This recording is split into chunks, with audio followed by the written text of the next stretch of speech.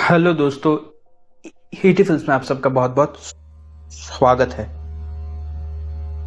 फिर जेम्स घर के अंदर जाकर गाड़ी की चाबी लेकर फिर से घर से बाहर निकलता है। घर से बाहर निकलकर जेम्स गाड़ी के पास जाता है। गाड़ी के पास जाकर जेम्स देखता है कि गाड़ी के कांच को उन लोगों ने तोड़ दिया है। फिर भी जेम्स गाड़ी के अंदर बैठकर गाड़ी को स्टार्ट करने की कोशिश करता है कि तभी जेम्स के बालों को पीछे से कोई खींचता है। तो जेम्स डर के मारे गाड़ी से बाहर निकलता है। गाड़ी से बाहर निकलकर जेम्स देखता है कि वो लड़की खड़ी होकर जेम्स को घूरे जा रही होती है। तो जेम्स फिर से घर के अंदर चला जाता है। घर के अंदर जाकर जेम्स क्रिस्टीन को लेकर फिर से घर से बाहर निकलकर गाड़ी में आकर बैठता है। गाड़ी में बैठकर जेम्स गाड़ी को स्टार्ट करने की कोशिश करता है कि तभी एक गाड़ी फुल स्पीड में आकर पीछे से उनकी गाड़ी को जोर से ठोक देता है। तो जेम्स जल्दी से क्रिस्टीन को लेकर घर के अंदर जाकर घुस जाता है दरवाजे को। फिर जेम्स घर के अंदर आकर अपने डैड की बंदूक को ढूंढ के निकालता है। फिर जेम्स देखता है कि उस बंदूक के अंदर गोलियां नहीं है। तो जेम्स और क्रिस्टीन घर को छानकर गोलियां निकालता है। फिर बंदूक के अंदर गोलियां भरकर जेम्स उस सामने के दरवाजे की तरफ जाता है कि तभी जेम्स और क्रिस्टीन देखते हैं कि वो लोग सामने के दरवाजे को तोड़ने लगते हैं। तो पहले जेम्स और क्रिस्टीन सामने के दरवाजे को ब्लॉक करते हैं और फिर जेम्स उन पे गोलियां चला देता है। फिर जेम्स क्रिस्टीन को लेकर अंदर कमरे में जाकर बैठ जाता है और जेम्स अपने कमरे का दरवाजे को खुला रखकर अपने बंदूक को दरवाजे की तरफ तानकर उनका इंतजार कर रहा होता है। फिर बाहर हम देखते हैं कि जेम्स का दोस्त माइक आया है जेम्स और क्रिस्टीन से मिलने के लिए।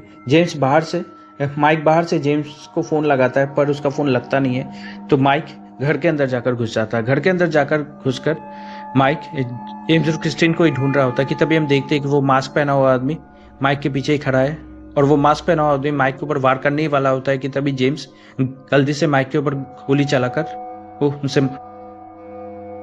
हाथ डालता है।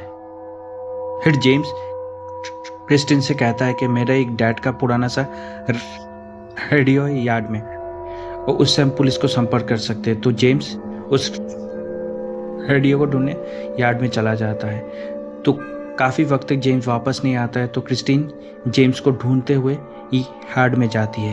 यार्ड में जाकर क्रिस्टीन उस रेडियो को ढूंढने लगती है। ढूंढते ढूंढते क्रिस्टीन को वो रेडियो मिल जाती है। तो क्रिस्टीन उस रेडियो से वो पुलिस को संपर्क करने की कोशिश करती है पर हम देखते कि कोई भी रेस्पॉन्स नहीं आ रहा होता है कि तभी हम देखते हैं कि वो मास्क पहने हुई लड़की आकर क्रिस्टीन के सामने उस रेडियो को तोड़ देती है। तो क्रिस्टीन चिल्लाते हुए वहाँ से भागती है। भागते हुए क्रिस्टीन देखती है कि वो मास्क पहने हुए लोग जंगल के अंदर ही है। तो क्रिस्टीन इसी तरह आकर घर के अंदर घुसती है।